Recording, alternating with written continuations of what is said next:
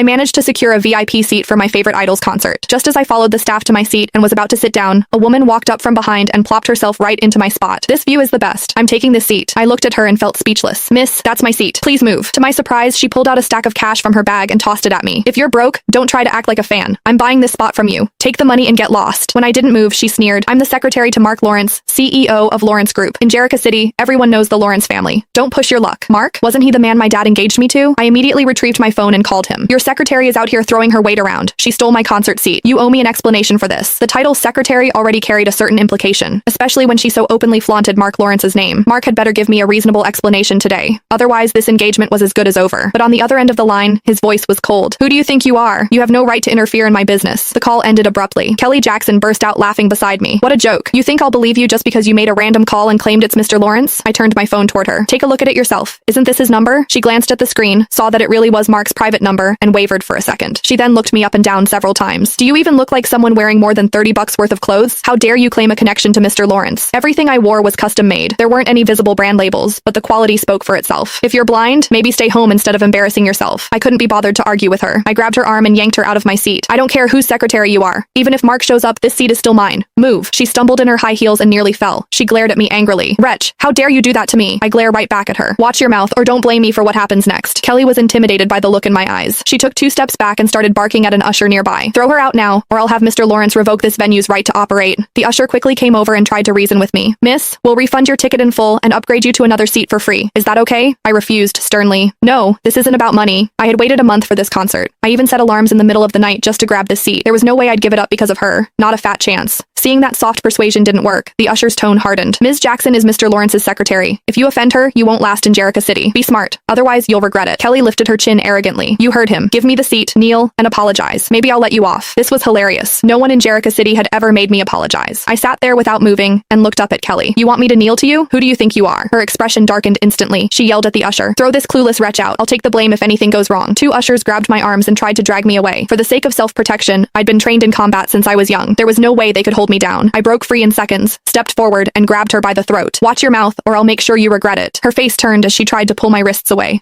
Let go of me. The ushers stared at me in shock. Oh my god, she's got a death wish. How dare she do this to Ms. Jackson? If Mr. Lawrence finds out, she's dead. No one can save her now. I didn't care about what they were saying. The Lawrence family didn't sound intimidating to me at all. I tightened my grip while glaring at Kelly. Who did you call a wretch? Kelly could hardly breathe. In a panic, she said, I'm a wretch. I let go and looked down at her. Wretch, you can get lost now. She collapsed to the ground and gasped for air. Her eyes were full of hatred when she looked at me. I dusted off my hands. What? Do you want more? She subconsciously shrank back and was helped outside by the ushers. I returned to my seat and texted my dad about what happened.